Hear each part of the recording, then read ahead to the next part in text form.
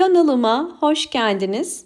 Bugün sizlere yine orkidelerle ilgili önemli püf noktalardan bahsedeceğim.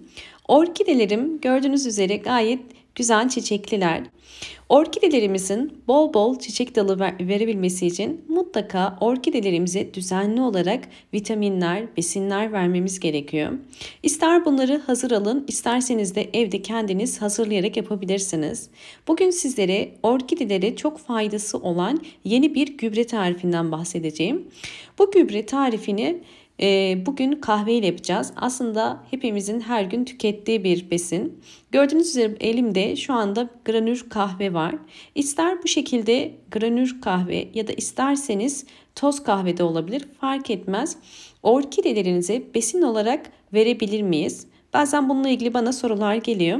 Her gün kahve içiyoruz ve bu içtiğimiz kahvenin suyunu orkidelere verebilir miyiz? Bakın bu şekilde de yine bu kahveden de kullanabilirsiniz. Şimdi sizlere orkideler için nasıl kahve telvesinden gübre olur bunu göstermek istiyorum. Evet, ilk olarak bakın cezvemi aldım ve şimdi hem elimde bu tür kahveden var hem de elimde Türk kahvesi var. Ben bugün özellikle bu toz kahveden kullanmak istiyorum. Bir yemek kaşığı kadar bakın bir cezveye koyuyorum. Normal kahve demler gibi düşünün. Bir yemek kaşığı kadar koydum ve üzerine bir fincan, bu büyük bir fincan su koyuyorum. Altını açıp kaynama noktasına gelinceye kadar bekleyeceğim. Kaynadıktan sonra altını kapatacağım. Biraz karıştırıyorum öncesinde iyice karışabilmesi için suyla birlikte. Evet, şimdi kaynamasını bekliyoruz. Evet, kahve kaynamaya başlayınca hemen altını kapatıyorum ve tamamıyla bir bardağa koyacağım. Bu kahvenin dinlenmesini bekleyeceğim ben. Biraz dinlenince kahvenin telvesinin altta biriktiğini sizler de göreceksiniz. İsterseniz bu kahveyi içebilirsiniz de. Fakat ben iyice telvenin alta çökmesi için biraz bekledim. Bakın kahveyi aldım ve altında telvesi kaldım. Bu telveyi size yakından göstermek istiyorum. Bakın kahve sıcak suyla beraber karıştıktan sonra içerisindeki bütün vitaminleri kalıyor. Kahve içerisinde özellikle nitrojen, kalsiyum, potasyum bol miktarda bulunmaktadır ve bu da bitkilere inanılmaz iyi geliyor. Peki kahve telvesini çiçeklerimize, bitkilerimize, sebzelerimize nasıl kullanabiliriz? İsterseniz eğer dışarıda sebzelerinize dökecekseniz direkt telvesini toprak ile karıştırabilirsiniz. Fakat eğer benim gibi ev çiçekleri için kullanacaksanız bakın 2 litre suyun içerisine 1 yemek kaşığı kahve telvesini koyuyorum ve iyice karıştıracağım. Bu şekilde kapağını kapatıp bunu bir gece bekleteceğim. Bir gece bekledikten sonra kahvenin içerisindeki bütün vitaminler suya geçmiş olacak. Evet, orkidelerimize sıvı bitki besini vermeden önce eğer videomu buraya kadar izlediyseniz ve beğendiyseniz hemen beğen tuşuna basıp kanalıma da abone değilseniz bana destek olmak için abone olabilirsiniz. Evet, bir gece beklettiğim kahveli suyumu şimdi artık bitkilerime gübre olarak verebilirim. Bitkilerinize eğer kahve telvesini gübre olarak verecekseniz verdiğiniz ölçü ve kullanım sıklığı çok önemli. Her bir saksı için yalnızca 5 yemek kaşığı kadar vereceğim. Bakın daha fazla kesinlikle vermiyoruz.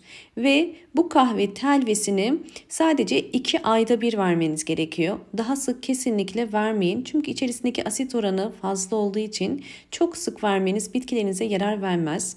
Eğer evde her gün kahve içiyor ve her kahvenizi içtikten sonra kalkıp orkidelere suyunu vermeye kalkışırsanız orkidelerinizi öldürürsünüz. Kesinlikle bu şekilde kullanım doğru bir kullanım değildir.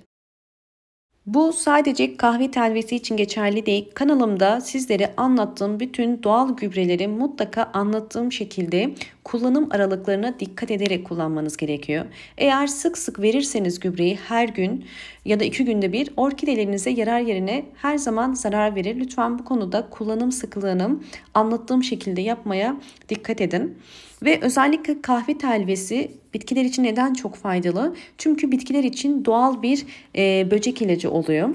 Eğer orkidelerinize ya da çiçeklerinize böcek sıkıntısı varsa bakın kahve telvesini böyle bir sprey kutusunun içerisine koyup özellikle yapraklarına ayda bir kere sıkabilirsiniz. Yapraklarınıza bu şekilde sıktığınız zaman yapraklardaki özellikle böceklerin ve bitlerin nefessiz kalıp ölmesine yardımcı olacaktır. Böylelikle böceklerden de uzaklaştırmış olursunuz. Sizlere bakın sonuçlarını da göstermek istiyorum. Orkidelerinize düzenli olarak besin verdiğiniz zaman bu şekilde bol bol yeni çiçek dalları çıkarıyor. Ve orkidenizde bu şekilde aktif ve canlı köklerin çıkmasına da yardımcı oluyor. Orkideler özellikle bol bol yeni kökler ve yeni çiçek dalları çıkarabilmesi için verdiğimiz besinler ve orkidenizin hastalıksız olması çok önemli. Bakın yeni bir çiçek dalı daha da çıkıyor. Normalde bir çiçek dalı daha da var. Özellikle kahve telvesi içerisinde antioksidan özelliği de yüksek olduğu için bu bitkilerinizdeki bir takım bizim göremediğimiz hastalıklarında saksı içerisindeki ya da saksı dışındaki yapraklarındaki hastalıkların özellikle uzaklaşıp bu şekilde canlı ve durmadan çiçek vermesine de yardımcı olacaktır. Tabii bakın görüyorsunuz yine burada da bol bol yeni hava kökleri ve gayet de canlılar. Tabii bu sadece kahve telvesi için değil, vermiş olduğumuz bütün sıvı bitki besinlerini dönüşümlü olarak anlattığım şekilde verirseniz çok iyi sonuçlar da alacaksınızdır.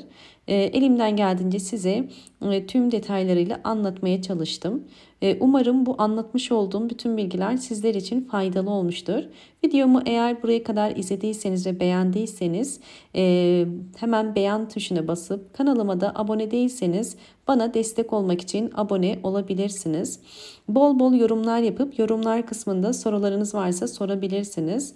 Ve eğer bu anlattığım yöntemleri deniyor ve sonuçlar alıyorsanız diğer takipçilerim için de yorumlar kısmına mutlaka sonuçlarını yazmayı unutmayın. Hoşça kalın, sağlıkla kalın.